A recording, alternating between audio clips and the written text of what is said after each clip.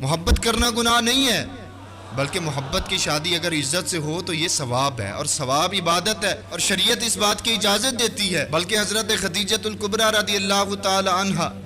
آپ نے پہلے پیغام بھیجا نکاح کا حضور صلی اللہ علیہ وسلم کو، وہ میرے بھائی یہ حلال محبت ہے،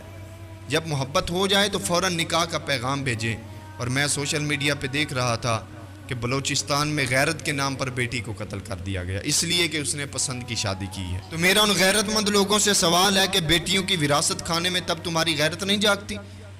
جب بیٹی کی پسند کی شادی کی بات آئے تب تمہاری غیرت جاگتی ہے؟ بڑے افسوس سے یہ بات کرنی پڑ رہی ہے کہ ہمارے معاشرے میں غیرت اور عزت کا بوجھ صرف عورت ہی اٹھاتی ہے۔ اوہو، جب شریعت بھی اجازت دے رہی ہے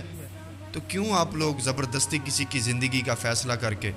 زبردستی کسی ایسے بندے کے ساتھ رہنے پر مجبور کرتے ہیں جو پسند ہی نہ ہو؟ ساری زندگی کا مسئلہ ہوتا ہے، اور میں اس بات پہ حیران رہ جاتا ہوں کہ وہ ماں باپ